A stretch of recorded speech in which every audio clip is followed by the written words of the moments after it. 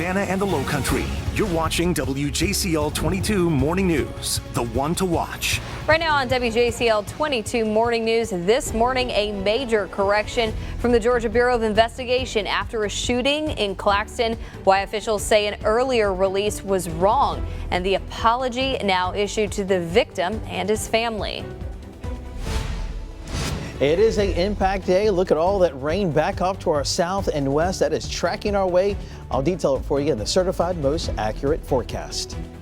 And the Winter Games are now underway in Milan. Coming up, the events to watch today and where Team USA stands in the medal count.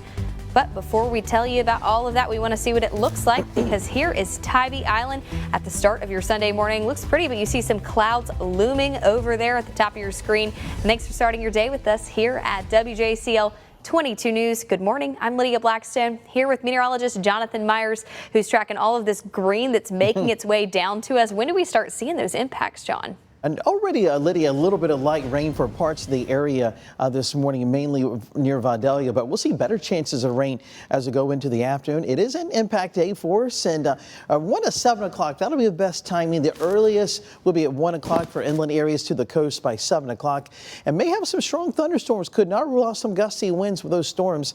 And the rain totals, now, this is one good thing. It is dry across coastal Georgia and the Low Country, so a half an inch, maybe some areas could pick up a 1 inch of rain. And the best threat for severe weather today, mainly south of I-16. That's where you can see those strong gusty winds. And like I said, already seen a little bit of rain there around Vidalia, Baxley, and also on Hazelhurst. And the best chance of rain will come after 1 o'clock inland areas and then to the coast and to the middle to late part of the afternoon. You can see the showers already there from Atlanta to Macon to Albany. This is a squall line that we'll be watching very closely as it tracks our way during daytime heating is going to pass through. So that's why I think we could see some strong thunderstorms later. I'll track that out for you in future casts coming up in less than 10 minutes.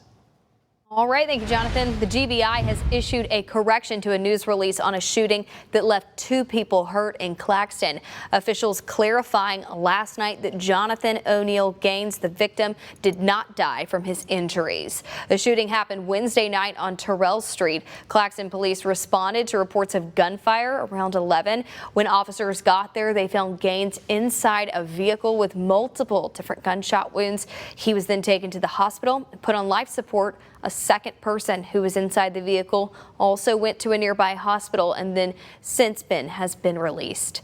The initial statement from the GBI claimed that Gaines died from his injuries at the hospital. In a correction Saturday night, officials stated, quote, "The release supporting the death of Jonathan O'Neal Gaines was inaccurate. We acknowledge the seriousness of this mistake and accept full responsibility. We sincerely apologize to Mr. Gaines and his family." The investigation is still an active one, so if you have any information, you're asked to call any of those investigators at the numbers on your screen. Right now, Savannah police, they are searching for a detainee who escaped from custody yesterday. Authorities say 24-year-old Stanley Smith ran from officers while at a local hospital. They say Smith was last seen running eastbound on East 67th Street towards Canal. He was wearing a camouflage hoodie, black sweatpants, black socks, and no shoes. Anyone with any information is urged to call 911. Right now, a man is dead after being hit by a vehicle right here in Savannah. Police say it happened Friday night at Eisenhower Drive and Waters Avenue. He was treated at the scene and taken to the hospital where he later died. SPD says the man may have been crossing outside of the crosswalk when he was struck. The driver did stay there at the scene. A traffic investigation unit is looking into this.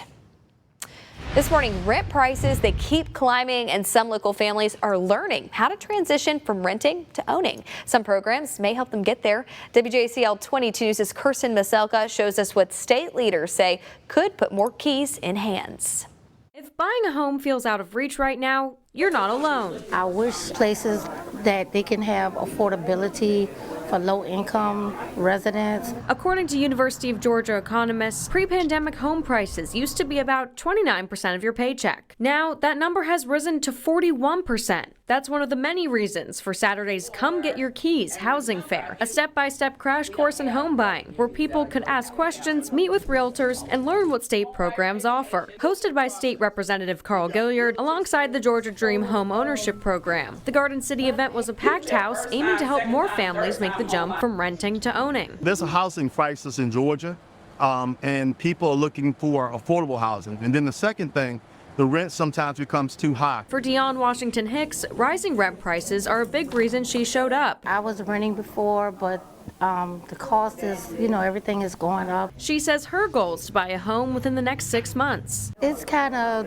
difficult to navigate, but thanks to classes like this, we can learn. And experts were there to help her and others understand what it really takes, from down payment expectations to loan options and the programs that can make buying possible. It's the kind of guidance realtors say many first-time buyers simply don't have. Most people don't know the process, they just assume, so we educate them on the process. If they don't know the terms and know the steps and have guidance, it'll be an issue where they won't know if they have to put down earnest money or they don't know we can negotiate. Washington Hicks says events like this make home ownership feel more possible, and she hopes leaders keep affordability front and center. Listen to us, hear our voices. Home ownership should be for everyone. Organizers say that's the goal, bringing resources directly into the community so more families can go from asking questions to getting keys. Reporting in Garden City, Kirsten Maselka, WJCL 22 News.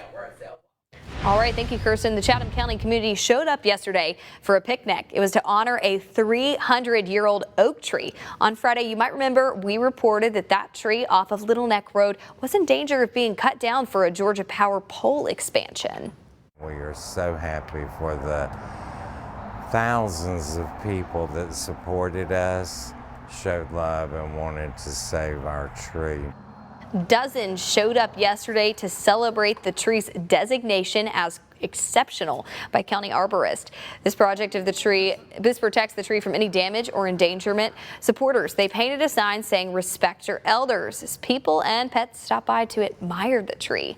The picnic is just a preview to a larger celebration set for Monday. My great aunt was part of the original Savannah Historic Society, and at the time they campaigned to save all of the live oaks that now make Savannah so famous. So I thought it was really amazing what Chatham County and Savannah was able to get together in such a short time to come together and protect this tree and get it designated as a landmark. I just took some video of the tree, I put a song to it, and then we put it out, and it went crazy viral. People were really, really mad about what Georgia Power is doing, so they just kept sharing it and commenting and everything else. Mark this on Google Maps.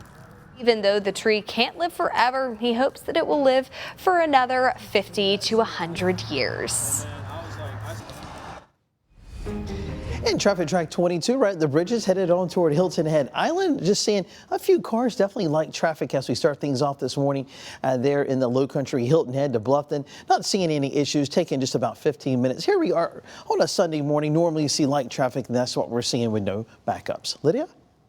All right, thanks, John. After the break, we'll take a look at one organization that celebrated Valentine's Day in a heartfelt way. And it was an awesome weekend at the first ever WhiskerCon. WJCL goes inside the event and the mission that organizers hope will make a difference.